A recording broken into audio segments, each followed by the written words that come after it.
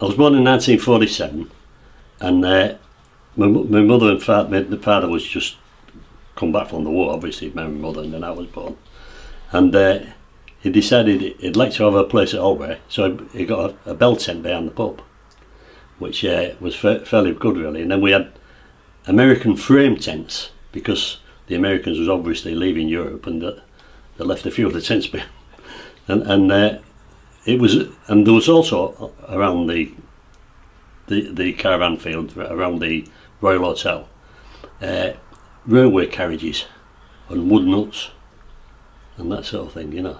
And one was called the Lion Cage. It was supposed to belong to some circus company, but it was a beautiful place to be. And I always used to go, me and my brother, for 6 weeks holiday every year. As soon as the school holidays came, we was off to Albury, and my dad used to come up when he's done his job, you know. But it was a beautiful place for friendship and things going on. We always had something happening, you know. Can you paint a picture for me of what it would have looked like, the buildings and the shops and various things that were there? So as you're going up on the road to the oh yeah, as we came off the caravan site, the car park for the Royal Hotel, and went up. It was a fair hill then. There's a lot more land there, and it was an higher cliff. And I think there was a ditch and some bushes on the side of the ditch. And then when he got to the top, there was a farmhouse which belonged to Charlie Jordan, and I think he kept pigs. And then attached to the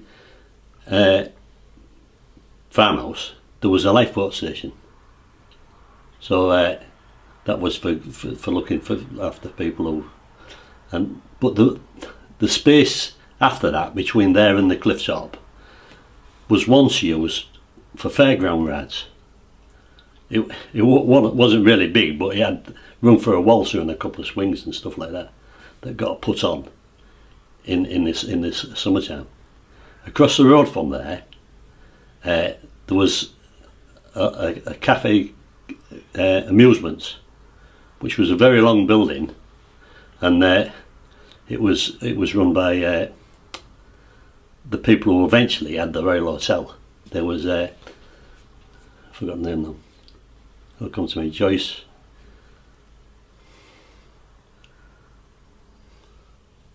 It'll come to me.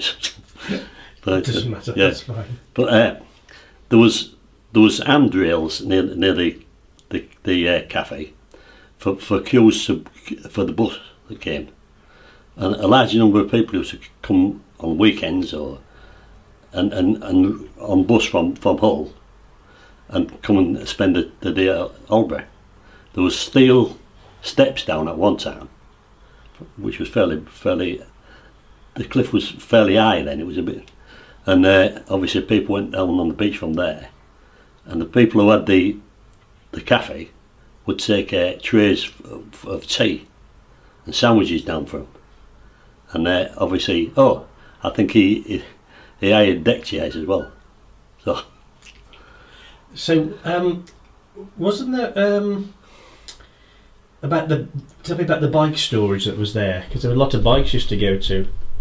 Oh yeah, there was a wooden that was for bikes, yeah, bike storage, because the building where they hired it, where they kept the bikes, eventually ended up in my garden when I owned Cabanunos near the farm,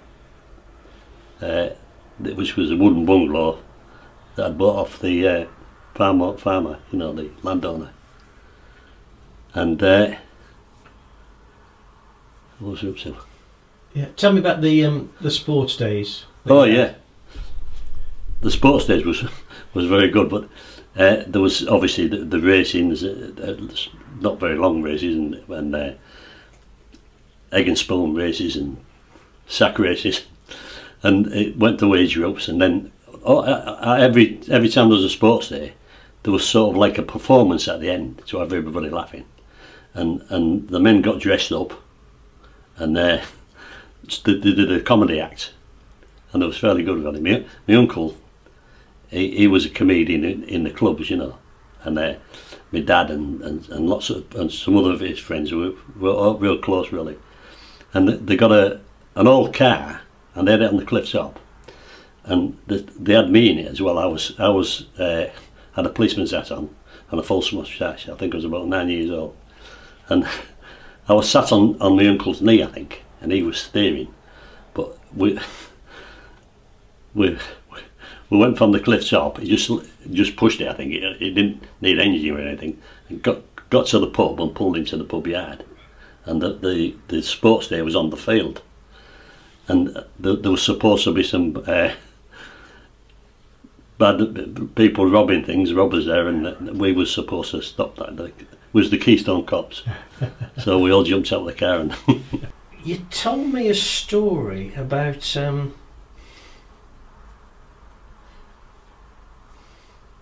underground and covered railways for gun emplacements. Can you remember telling me about that? Yeah. Can you just remind me what that was about? Yeah. To the north of the cliff top, going north, there was rows of bungalows right along the cliff, until you came to what we all knew as the range, where the aircraft, the RAF practiced. I think they often dropped bombs on there and things like that. And there was targets on there. Obviously nowadays we wouldn't be allowed anywhere near that. But then, as kids and adults, you could roam them places. And nothing really happened, nothing serious happened to anybody. But there was a sort of underground railway line, just say maybe. It was about maybe 8 or 10 feet deep, where the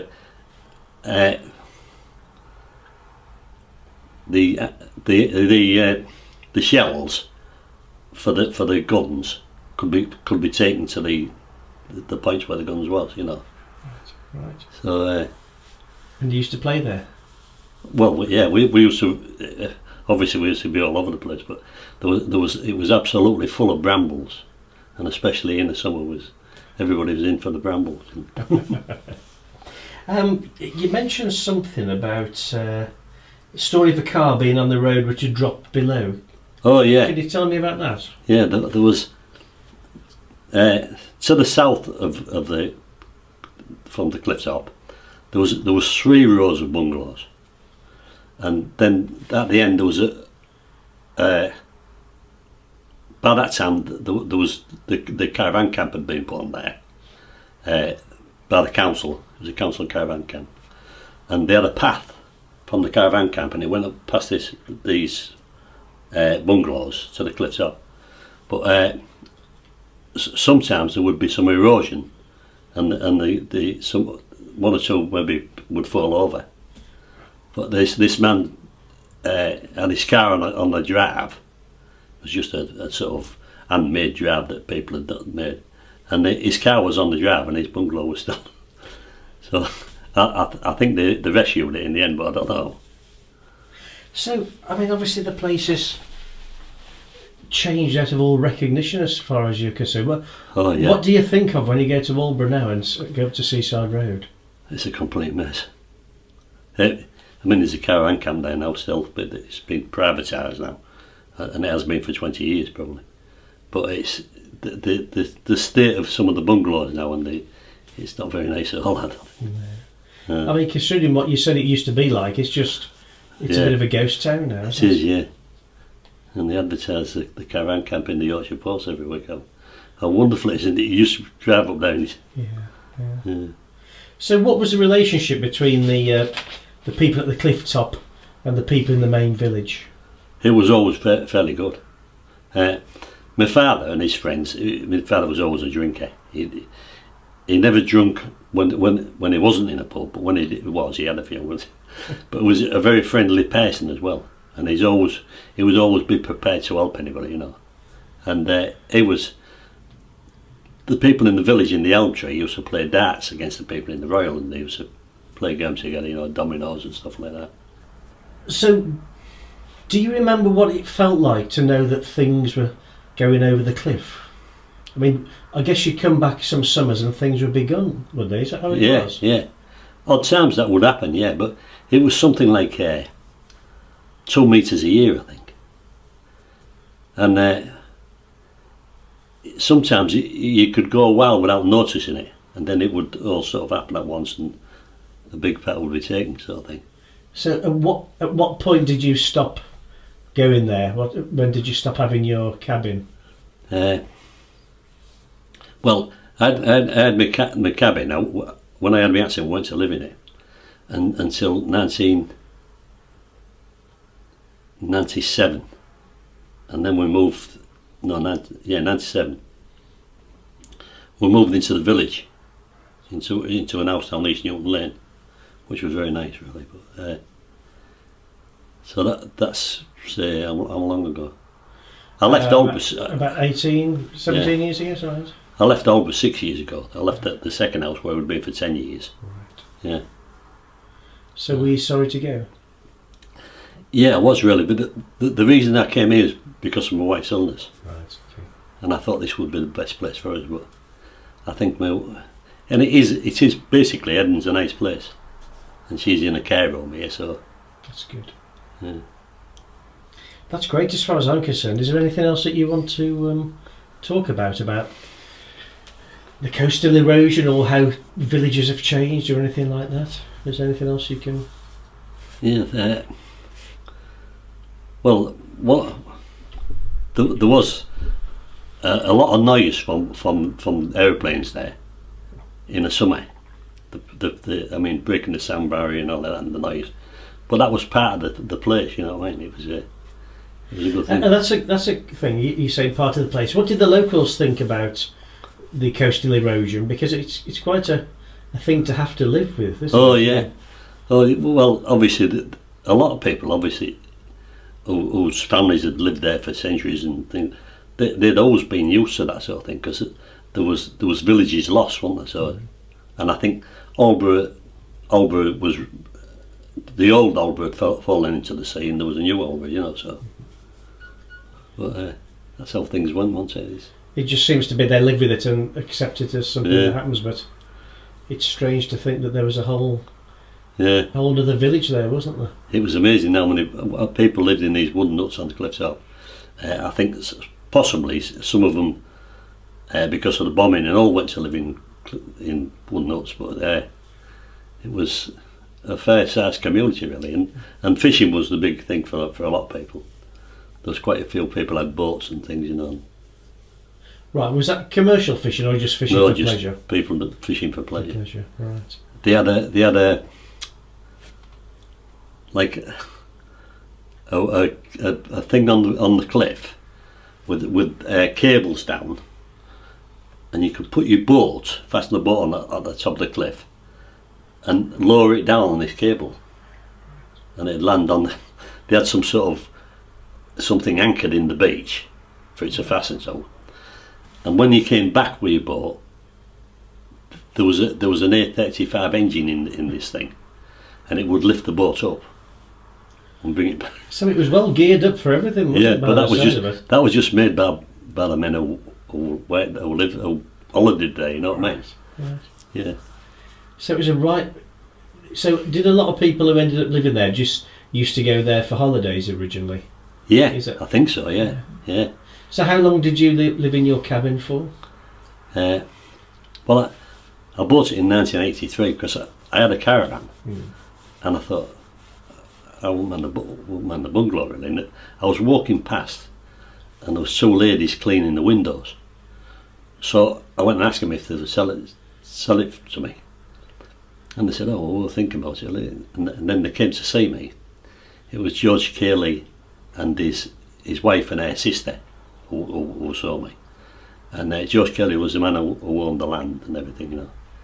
And they come and looked at us in our caravan, and they said, "Oh, you've got two daughters. That's just like me and my sister. And you've got a Labrador dog." "Oh yes, we always had a Labrador." And eventually, Mr. Cayley came round in his best suit, and he said, "I've decided to let you have it, son." He said, I think this is on the corner of the entrance to one of my farms, and he said, I think you'll keep it well. And he said, make sure you do. And, and that was it. He said, you can have it. So that's.